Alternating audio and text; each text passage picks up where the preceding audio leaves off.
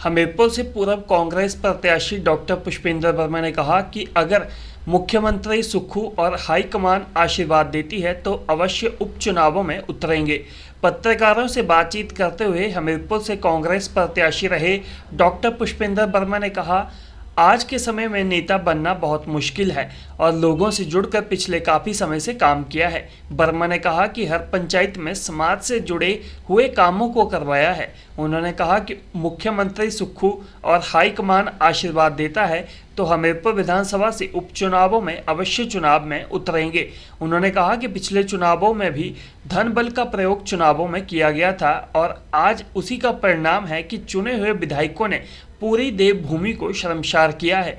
उन्होंने कहा कि पूरे देश के अंदर मर्यादा व मान को ठेस पहुंची है। वर्मा ने कहा कि इन उपचुनावों में जनता धन बल करने वाले नेताओं से बदला लेगी। देखिए, हमने अपनी नौकरी से इस्तीफा देके इस जनसेवा को चुना था।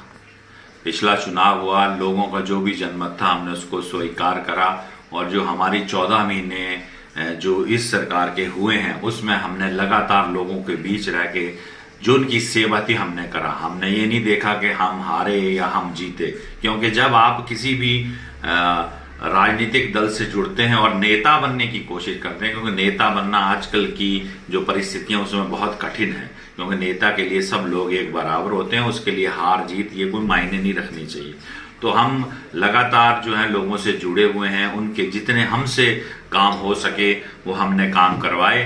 ऐसा होता है कि अगर आप 100 काम दोगे तो आप सोचोगे कि 100 के 100 ही काम जो है वो हो जाते हैं, तो कई बार कई तरह की मजबूरियां होती हैं जिनमें काम नहीं। लेकिन हमने जो है माननीय मुख्यमंत्री जी के आशीर्वाद से सारे कोशिश करी कि हर पंचायत में जो जो उनके मुख्य काम थे, जो जो समाज से जुड़े हुए काम थे, उनको पूरा किया और लगातार जनता से जुड़े हुए हैं। और इस बार अगर माननीय मुख्यमंत्री जी और हमारा शीर्ष नेतृत्व हमें आशीर्वाद देता है तो हम बड़े जोर शोर से लड़ेंगे, क्योंकि हमने पहले भी ये मुद्दा उठाया था जब हमने चुनाव लड़ा कि धनबल का उपयोग बहुत ज्यादा जो है वो हो रहा है।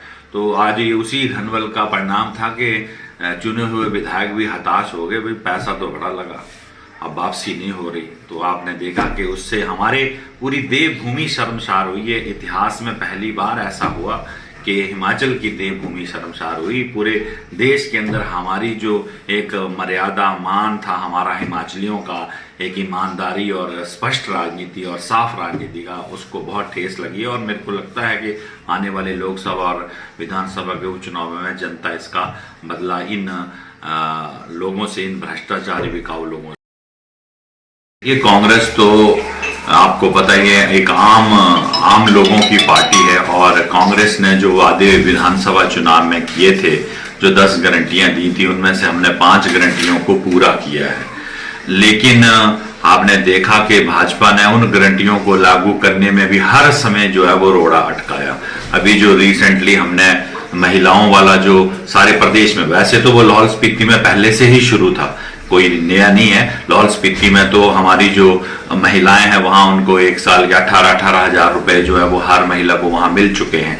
लेकिन जो दूसरे जिलों में हमने शुरू किया 1500 रुपए, तो कैसे बीजेपी के जो लोग हैं वो जो चुनाव आयोग को जाके मिलकर इस जो बेनिफिट है उसको बंद करा रहे हैं। तो हमने अपनी 5 गारंटियों को पूरा किया है। अब लोकसभा चुनाव में और इन उपचुनावों में सबसे बड़ा मुद्दा तो उपचुनावों में आपने देखा ही है धनबल का है। किस तरह जो है वो एक चुनी हुई सरकार को गिराने की जो है कोशिश की गई और किस तरह जो है वो इसमें भारी धनबल का जो है प्रयोग हुआ है और सबको विदित है। और आपने देखा कैसे हमारे जो प्रदेश के 9 विधायक हैं वो एक महीने तक जो है वो कैदियों की तरह जो है इधर से उधर, जो क्या कहते हैं उनको, वो जब शहर से निकाल देते हैं ना, वो उस ढंग से वो क्या कहते हैं उसको, वो उनके साथ हुआ। वो 1 महीना वो प्रदेश से बाहर रहे।